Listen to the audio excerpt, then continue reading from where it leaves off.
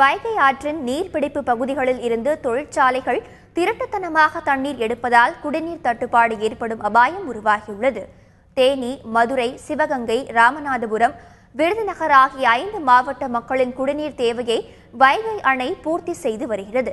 இந்நிலையில் வைகை அணையின் நீர்பிடிப்பு பகுதிகளில் இருந்து மின் மோட்டார்கள் மூலம் அனுமதியின்றி தண்ணீர் திருடப்படுகிறது.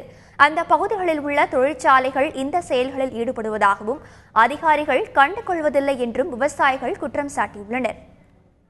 இப்ப நீர்மூழ்கி மோட்டர் நேரா டேமுக்குள்ளேயே போயிடுறாங்க. டேமுக்குள்ள போய் நீர்மூழ்கி மோட்டரு, அதுல இருந்து நீர்மூழ்கி மோட்டர் இல்லாம அந்த நீர் பிடிப்பதில் கிணறு வெட்டிருக்காங்க.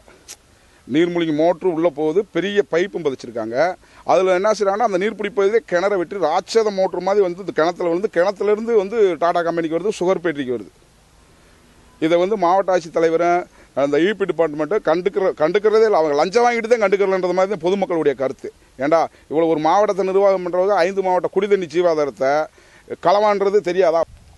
உரிய முறையில் நடவடிக்கை எடுத்து எக்காரணத்தை கொண்டும் டாடா காபி போன்ற நிறுவனங்களுக்கு வைகை நீர்த்தேக்கத்திலிருந்து தண்ணீர் கொடுக்கக்கூடாது என்பது மதுரை, தேனி மாவட்ட விவசாய சங்கத்தின் சார்பாக அரசுக்கு நாங்கள் வேண்டுகோள் விடுக்கிறோம்.